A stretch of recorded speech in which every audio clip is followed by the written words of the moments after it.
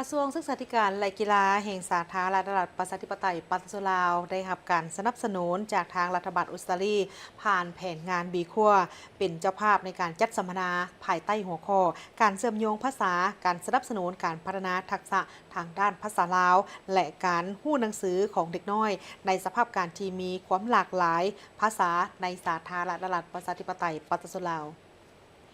กองประชุมภายใต้การเป็นประธานร่วมของท่านนางมโนลีดงวันของผู้อำนวยการสถาบันค้นคว้าวิทยาศาสตร์การศึกษาและท่านไมเคิลคารี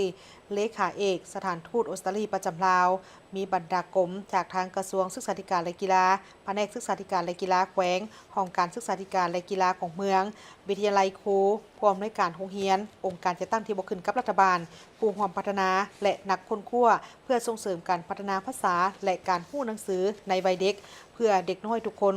กองประชุมในครั้งนี้เป็นเพื่อค้นคว้าภาษาลาวพัฒนาทักษะเพื่อให้สอดคล้องกับบุริมสิทธิ์แห่งชาติก็คือการส่งเสริมการศึกษาขั้นพื้นฐานให้เป็นพื้นฐานสำหรับการพัฒนาทรัพยากรมนุษย์ในสาธารณรัฐประชาธิปไตยปากีสถานลาวท่านนางมโนลีดงวันได้กล่าวว่ากองประชุมในครั้งนี้มันมีความหมายสำคัญหลายพอจะช่วยรับประกันว่าเด็กทุกคนรวมทั้งเด็กที่บ่เว้าภาษาลาวเป็นหลักในครอบครัว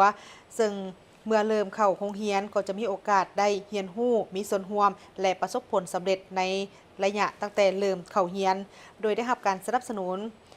ซึ่งได้สนับสนุนเด็กน้อยในการสร้างพื้นฐานทางด้านภาษาให้เข้มแข็งนับตั้งแต่มื้อที่เริ่มต้นเข้าโรงเรียนโดยโครงการกำลังช่วยสร้างในระบบการศึกษาที่เรียนร่วมกันหลายขึ้นและลงทุนในทรัพยากรมนุษย์เพื่ออนาคตของสาธารณรัฐประชาธิปไตยปากีสถานลาวการสนับสนุนทางด้านทักษะภาษานับตั้งแต่เริ่มต้นเข้าเรียนแม้นมีความสำคัญหลายเพราะมันช่วยให้เขาเจ้าได้มีความเข้าใจในการเรียนและสร้างความมั่นใจพร้อมกับเฮ็ดให้มีโอกาสได้ดีขึ้นในการพัฒนาตนเองให้สามารถสำเร็จการศึกษาในชั้นประถมในกองประชุมครั้งนี้ก็ยังได้ยกให้เห็นถึงวิธีการปฏิบัติตัวจริงเพื่อให้เด็กนั้นสามารถสร้างทักษะของการฟังการเว้าการอ่านรวมไปถึงการเขียนภาษาลาวพร้อมทั้งรักษาภาษาเผ่าให้เขาเจ้านั้นอยู่ในครอบครัวได้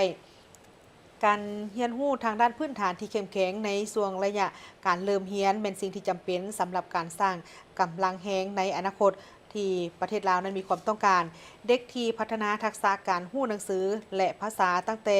วัยเด็กจะมีท่าเอียงที่จะสืบต่อในการศึกษาในขั้นต่อไปที่เขาจะมีความต้องการและมีทักษะทางด้านอื่นๆที่ดีขึ้นสามารถประกอบส่วนได้อย่างมีประสิทธิภาพต่อกับการพัฒนาและเศรษฐกิจของประเทศและให้ทุนในการเพื่อเป็นการพัฒนาทางด้านภาษาและก็รู้หนังสือแม่นเป็นการให้ทุนต่อทรัพยากรมนุษย์ในอนาคตสร้างความก้าวหน้าทางด้านสังคมและทางแฮงในระยะยาวของประเทศลาวการสัมมนาในครั้งนี้เป็นจัดขึ้นโดยศูนย์ค้นคว้าภาษาลาวสถาบันค้นคว้าวิทยาศาสตร์การศึกษาในระหว่างวันที่24ถึงวันที่25มิถุนายน2026นี้ที่นครหลวงเวียงจันทน์